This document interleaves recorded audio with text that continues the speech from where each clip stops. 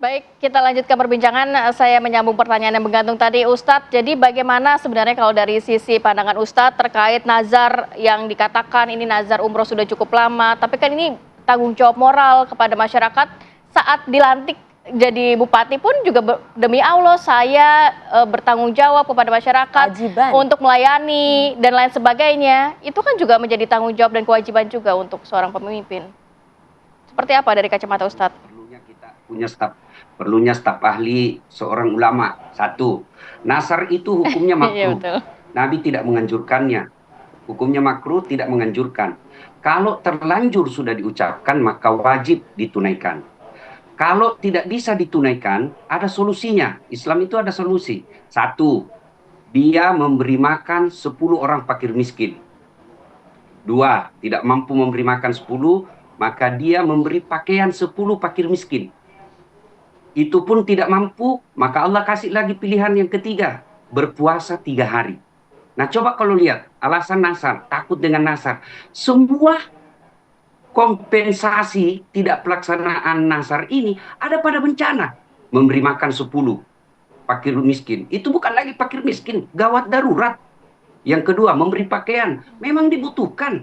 Yang ketiga, berpuasa. Ini agak berat. Nah, untuk alasan nazar, itu tidak bisa dibenarkan. Sebab kondisi darurat seperti ini justru pengecualian kompensasi hukum ditundanya nazar bisa dibayar di suasana darurat ini. Maka ini mesti dipahami agama secara benar. Bagi saya sarankan bukan cuma beliau, Pak Bupati, kepada seluruh pejabat. Kalau melakukan kesalahan, nggak usah berapologi deh. Makin dihina kita. Lebih baik katakan, saya salah, saya maaf, saya hilaf sebagai manusia biasa. Saya akan memperbaiki. Perbaikannya, meskipun sudah dinyatakan 3 bulan, opini saya. Ini juga menurut saya saja, boleh salah, boleh disalahkan. Kenapa mesti dihukum 3 bulan? Sebaiknya hukum langsung. Oke lah, kalau undang-undangnya hukum 3 bulan diberhentikan, sebaiknya langsung pulang minta maaf. Minta maaf itu 1, menyesal, 2, tidak mengulang, 3, ganti dengan kebaikan. Kata agama, ganti kebaikan, langsung ke lokasi, nggak perlu ada konten kreator, langsung ke lokasi, bikin, sampaikan bahwa minta maaf kepada masyarakat, bawa bantuan, daripada diistirahatkan 3 bulan, malah tidak konkret, diistirahatkan 3 bulan, malah kelihatan nanti malah tidak melakukan kegiatan di sana. Sebaiknya hukumannya kalau dia betul menurut syariat Islam, menyesal, mengakui, tidak mengulang, lalu ganti dengan kebaikan. Ganti kebaikan itu hadir di tempat itu. Soal netizen mau membuli, Baik, itu Ustadz. efek daripada hukuman sosial. Ya. Iya. Terkait dengan sanksi ini juga kemudian banyak juga yang berkomentar demikian, Bang Hensat gitu. Kenapa sih harus sanksinya berdasarkan aturan nih diberhentikan selama 3 bulan aja? Kan jadi enak, dia malah nggak kerja untuk rakyatnya gitu. Oh enggak, jadi setelah disanksi 3 bulan tidak menjabat, dia harus bolak-balik Jakarta tuh. Ada Pemanggilan. bukan, jadi ada pembinaan dari Kementerian Dalam Negeri. Jadi selama 3 bulan itu bukan berarti dia leyeh-leyeh di rumah aja, tapi dia harus melaksanakan. Kenapa nggak pemberhentiannya selamanya harus sementara, Bang? Nggak bisa, karena kan dia dipilih oleh rakyat. Kecuali rakyatnya. Lebih baik bolak-balik kan ke dia lokasi diberhentikan. bencana. Jadi dari DPRD. Nah itu Bang, kan dia itu lebih baik bolak-baliknya ke lokasi bencana gitu, biar ada manfaatnya buat iya, rakyat cocok gitu. Itu makanya dia diingetin tuh. Selama itu dia harus bolak-balik pembinaan kan. Nah kalau tentang pemecatan yang mau permanen itu harus dari DPRD. Jadi DPRD-nya memutuskan dia dimaksulkan. Walaupun sudah ada arahan dari Presiden kemarin. Ya kan Presiden nggak boleh intervensi katanya kan. Jadi harus dari DPRD gitu. Jadi DPRD-nya memaksulkan bupati. Nah itu baru bisa. Tapi ya kita lihat aja nih DPRD-nya bergerak atau tidak. Habis gini tiba-tiba langsung ada tuh petisi nanti. Nah itu bisa aja terjadi seperti itu. Tapi kan sudah terjadi tuh waktu di Pati kemarin kan DPRD-nya nggak mau. Jadi memang kalau kata Abraham Lincoln, kalau mau tahu karakter seseorang itu kasih dia jabatan. Nah itu ketahuan tuh, dia lebih mementingkan diri sendiri atau memang rakyatnya. Jangankan ini Bupati Aceh Selatan. Kadang-kadang ada yang diberikan jabatan sebagai admin WA aja. itu udah ngerasa berkuasa banget. Tuh. Udah ngerasa belagu banget, hebat banget gitu. Main ngekik orang sembarangan gitu kan.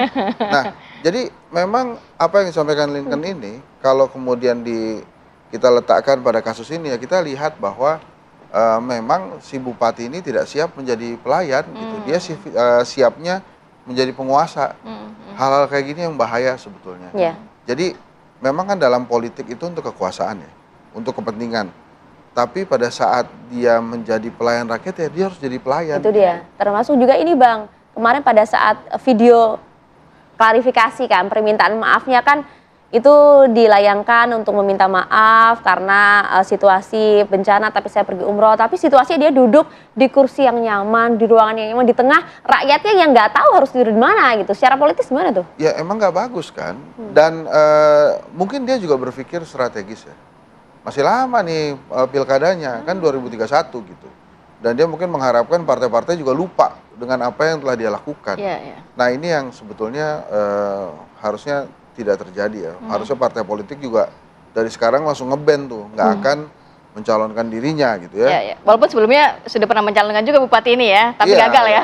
Maksud saya, kan dia dapat hukuman nih, karena dia meninggalkan rakyatnya. Sementara kan kalau kita pilih bupati kepala daerah itu, kan harus dari partai politik. Nah, maksud saya, blacklist juga sekalian gitu partai ya. politik ini juga harus mendukung itu. Baik. Udahlah, dia udah pernah meninggalkan rakyat, disuspend. Jangan lagi kasih kesempatan. Nggak usah lagi dikasih kesempatan, udah dijadiin admin WA aja. Oke, saya terakhir mau ke Pak Ustadz, boleh berikan pencerahan kepada kita, khususnya sentilan juga kepada para pejabat-pejabat daerah, karena kan disumpah juga, disumpahnya itu nggak main-main, menjalankan pemerintahan yang bersih, melayani masyarakat dan lain sebagainya, harus dipegang teguh janjinya kepada Allah untuk benar-benar menjalankan amanah sebagai pejabat ini, Pak Ustadz.